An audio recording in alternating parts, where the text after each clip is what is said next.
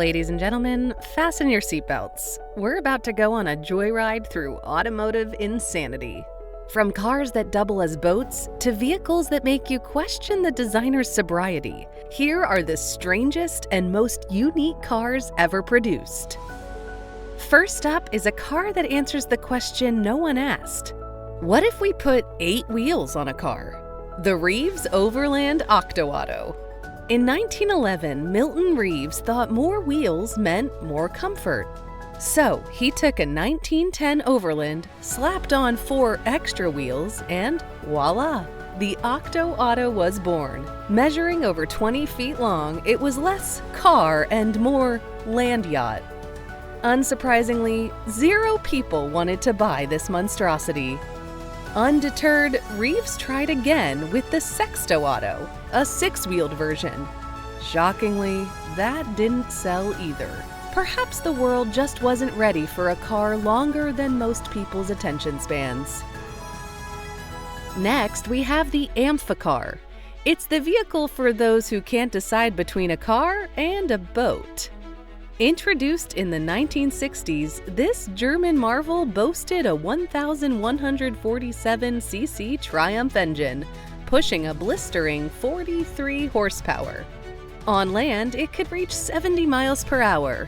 In water, a nautical 7 knots. Yes, it was both a terrible car and a terrible boat. But at least it consistently showed us that a single vehicle could travel both on land and in water. A major win, if you ask me. Meet the Stout Scarab, the 1930s vision of the future that looked like a Beetle and drove like one too. Designed by William B. Stout, this mobile office featured a spacious interior with swivel seats and a card table. The Stout Scarab was one of the futuristic concept cars built in that era. It had a rear-mounted Ford V8 engine and independent suspension, which was described as being ahead of its time. Just like Stout's optimism. Only about 9 were made, probably because people weren't ready to drive a loaf of bread. Enter the Dymaxion. The car sounds like a sci-fi weapon and looks like a Zeppelin with wheels. Designed by Buckminster Fuller in the 1930s, this 3-wheeled wonder could allegedly hit 90 miles per hour and achieve 30 miles per gallon. Its rear-wheel steering made it as stable as a unicyclist on ice, leading to at least 1 high-profile crash. Only 3 were built because, surprise, people definitely did not feel safe in a car that handles like a shopping cart. In the 1950s, General Motors unveiled the Firebird 1. This was a gas turbine-powered concept car that looked ready for takeoff. With its jet-inspired design and bubble canopy, it was less family sedan and more fighter jet on wheels. But of course, people have always been obsessed with anything with even the slightest resemblance to jets. So the Firebird gained popularity, and General Motors took this as a cue to build the second one of the series. The Firebird 2 even had an autonomous driving system, because if you're gonna crash, you might as well do it in style. They didn't stop there, though. They went on to build the Firebird 3. Ever looked at a private jet and thought, I wish that could drive on roads?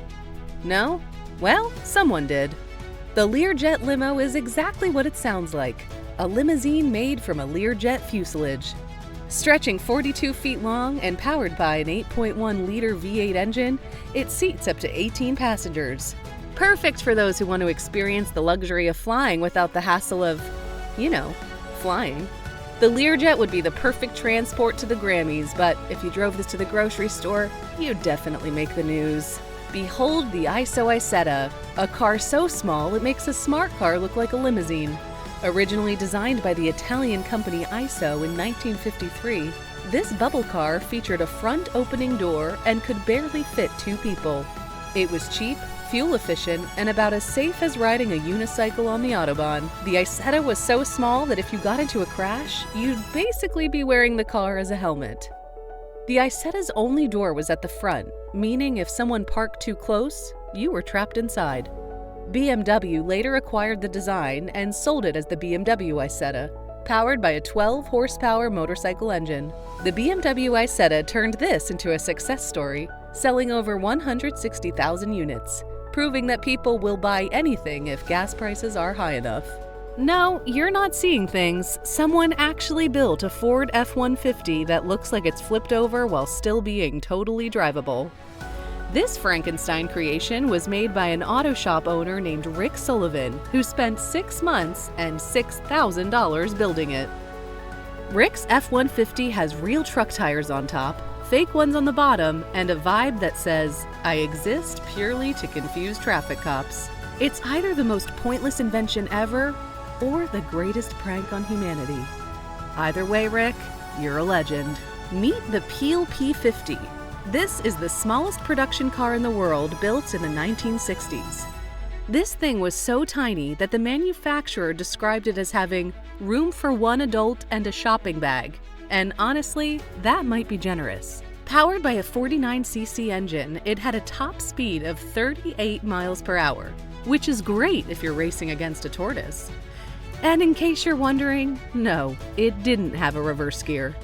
You had to literally pick it up and turn it around like a piece of furniture.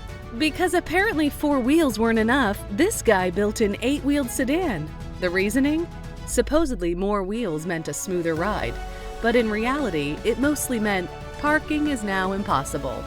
Imagine the nightmare of parallel parking this beast. Nobody really knows why Roni Ganawan thought this was necessary. Maybe he lost a bet? Maybe he was really into the Reeves Octo Auto. Either way, it remains unauthorized for public roads, which is a shame because I'd love to see someone try to drift this thing. You've heard of a limo, but what about a bus that bends in the middle? No, it's not broken. This is the Bendy Bus, and it's basically the public transit version of an overcooked spaghetti noodle. It's designed to handle tight city streets, except when it doesn't. Have you ever seen one of these get stuck? It's like watching a snake try to tie itself in a knot. Last but certainly not least, the Layet-Helica, also known as the plane without wings. Built in 1919, this French experiment ditched the standard engine for a massive propeller because nothing says safe transportation like strapping a spinning death blade to the front of your car. Imagine what would happen if this car rear-ended another vehicle. Spoiler, nothing good. Fun fact, they made 30 of these, which means 30 people willingly drove a machine that could, at any moment, turn pedestrians into salad ingredients. And that's a wrap for today. We've just shown you 12 of the weirdest, wackiest, and most mind-blowing cars ever made. From 8-wheeled nightmares to boats that shouldn't be boats. These vehicles prove that car manufacturers have some wild ideas. And not all of them should make it past the drawing board. So, the next time you complain about your boring sedan, just remember, it could be worse. You could be driving a propeller-powered death trap or a car with no reverse gear. Like this video if you enjoyed the ride, and subscribe for more wonderful content. Trust me, we've got plenty more where this came from.